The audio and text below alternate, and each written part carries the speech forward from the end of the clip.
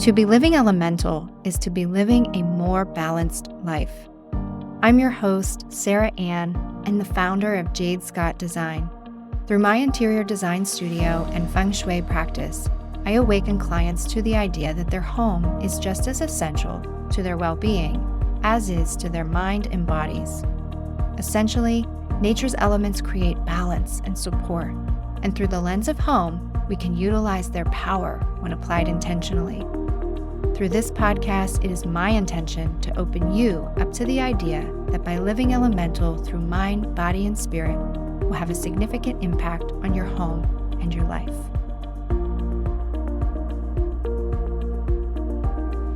This week is my 49th episode on the Living Elemental podcast, and instead of releasing new content, I wanted to share and honor a few of my past guests and celebrate them as their episodes became one of my most downloaded and shared.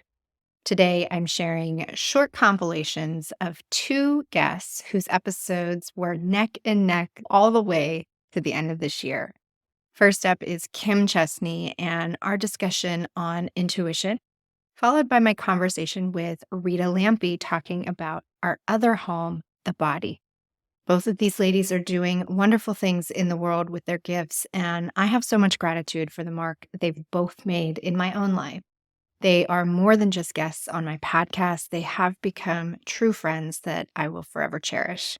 Enjoy this small snippet of my conversation with Kim. That's how intuition gets you. It just draws your attention to something and you don't know why. But if you follow through with that, and just keep trusting, and then these sort of ideas start coming in and think about all the ideas, inspiration, intuition, insight, all of these have the in beginning because they're all related to this sort of experience that comes from within us, from that deep dimension, that all-knowing part of ourselves. Because we don't know everything. We like to think we've got it all figured out. We don't know what we don't know. That's really the truth of it all. But our intuition does, and that's the key, is when we start to rely on that and understand that even if something, we don't know why we're doing something, well, there's a part of us that knows why. And we have to trust that part of us. And eventually we'll figure it out. And that's really actually a good sign that you're living into with your intuition, when you're not exactly sure what you're doing. It's a lifelong cultivation, really. The thing about intuition is it's always calling us forward. It always wants us to grow and expand, and it wants us to see the truth. And oftentimes we think we have it all figured out, right? So then our intuition is going to lead us to things that might cause us to see something in a different way. And sometimes that's surprising, and sometimes that's not what we expected, or sometimes it causes us to get outside our comfort zone. And that process continues throughout our life. So it's really important to stay in that open mindset of trust and just following your intuition and your true self and your inner guidance wherever it leads you, and trusting that sometimes, even if it doesn't feel good, say you start a podcast and no one ever listens to it, you get 0 listeners. Well, bummer, right? You're like, oh, I thought this was my dream. This was it, right? And then you realize, okay, so what did I learn from this? I was clearly called to this. This is something that, when you have that feeling inside, when you have that calling and you have that push and that inspiration, that's coming from somewhere. That's a resonant energy that wants you to move forward.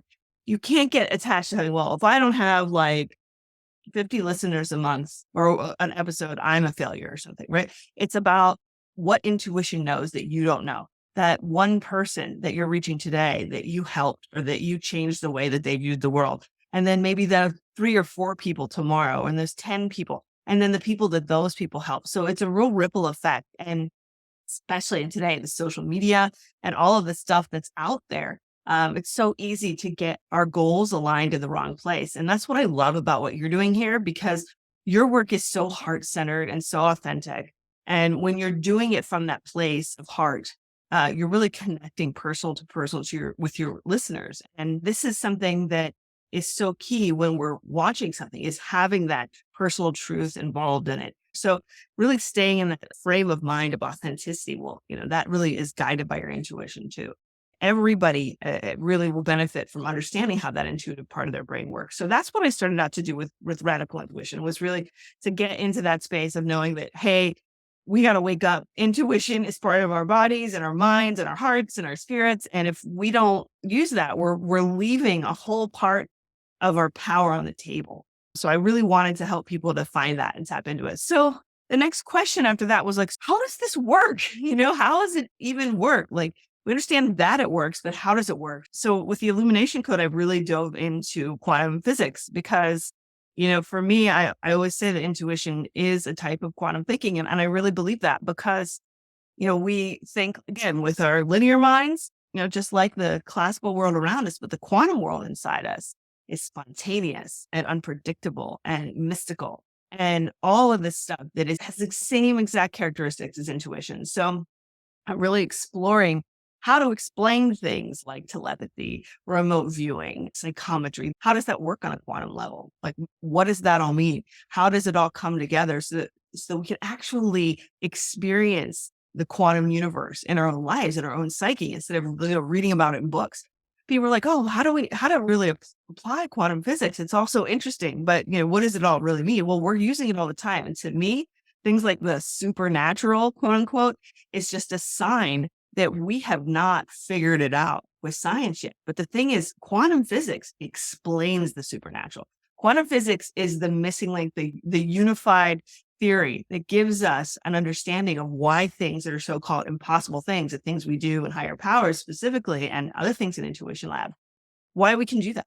Because we're all connected by this inner invisible 0 point field of energy that conveys information between us. And it allows for that part of us that knows everything to connect with all the other things in the world and all that universal data bank, AKA the Akashic field. We've heard about that in the sort of Eastern mysticism, to tap into all of that information. So all of the stuff in this book is sort of extrapolated from the work of maverick physicists that are out there leading the charge and saying, yeah, mysticism and physics are really powerfully connected. You can listen to my full conversation with Kim at the link in the show notes. Kim is currently enrolling students for her upcoming cohort starting in January 2024. Illuminate is a 4-week live workshop to help you awaken and attune your intuitive powers. As a past student of this program and many others of Kim's, I can assure you this is one of the greatest gifts you could give yourself. Also, Kim's newest book, The Illumination Code, is now available for pre-order. I've provided a link to that in the show notes as well. It won't be released until April, but please know that pre-order sales help authors tremendously with their marketing and promotion. So be sure to get your copy now, put it on your holiday wish list, or buy a few for someone else. You can find links to Kim's other books, Radical Intuition and the Psychic Workshop, as well. Next up, and again, the numbers came in right alongside Kim's episode, is Rita Lampe. Rita is an advanced Eden energy medicine practitioner. Her experience as a clinical social worker combined with her knowledge of trauma and how it manifests in the body has really enabled her to fully grasp the connection between mind and body. When Rita spoke about the physical body also being our home with lots of rooms and different people walking about, I really loved that analogy. I've compiled a few highlights of our conversation. Take a listen.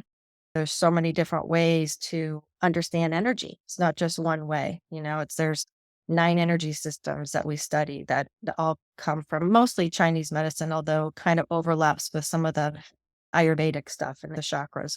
I've evolved and developed what I call an integrative trauma model based on the fact that I've done therapy and have these other skill sets. I kind of integrate that with the energy medicine while someone's on my table, balancing energies. And that's the whole point of Eden energy medicine, is assessing the energetic systems of the body, seeing what's out of balance, and then working to balance them.